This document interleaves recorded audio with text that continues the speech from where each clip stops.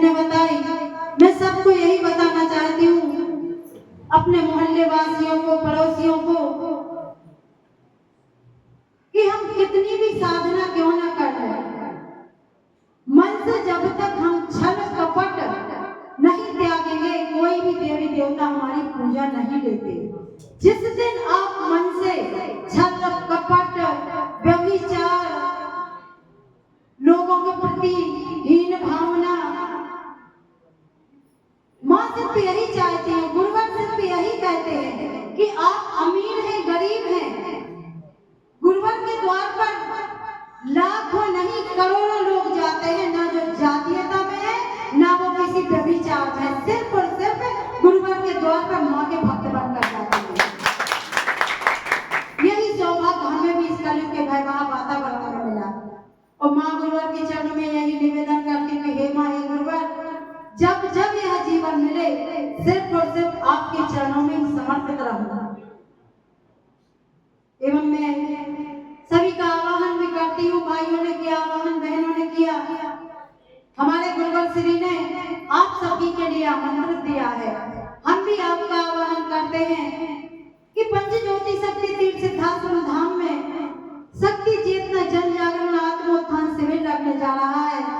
अष्टमी, नवमी, विजयादशमी, आप सभी सादर आमंत्रित हैं। आप मन में वेदना है, परेशान है, आपका कोई कार्य पूर्ण ना हो पा रहे हो, आपका नशा ना छूट पा रहा हो, तो ना गुरुवर के द्वार पर कोई बूटी दी जाती है, ना गुरुवर किसी प्रकार की दवा देते हैं। गुरुवर सिर्फ और सिर्फ माँ की विचारधारा के कारण से आपका वह नशा पूर्णतः छुड़ा देते हैं। आप सभी वहीं पर जरूर जाएं, सब परिवार जाएं। आपके मन में इतने प्रश्न होंगे, इतने प्रश्न होंगे कि कई दिनों सालों निकल जाएगा, आपके उन प्रश्नों का उत्तर नहीं मिलेगा।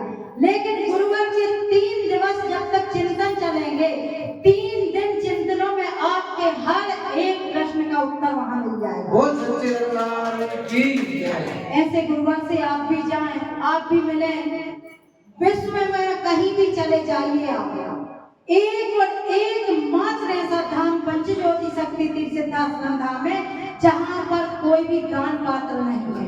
आप किसी कोने में जाइए, हम भी तीर्थ यात्रा पर जाते हैं, गुरुदेव ने कहा है हर तीर्थ यात्रा पर जाओ, लेकिन मात्र मैं इस मंच से और गर्व से कहती हूँ कि मैं ऐसे शक्ति पुत्र महाराज जी की शिष्य हूँ जिनके पूरे विश्व को आध्यात्मिक चुनौती दी है कि आप वैज्ञानिकों को बुला लो, किसकी कुंडली चेतना जागरण है, कौन ऋषि का जीवन जी रहा है, कौन सत्य बोल रहा है, कौन असत्य बोल रहा है, यह वैज्ञानिक हर एक जानकारी देते हैं।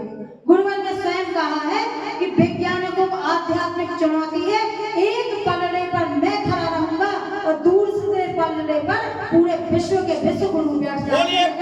जीत सिद्ध होगी तो सत्य की होगी।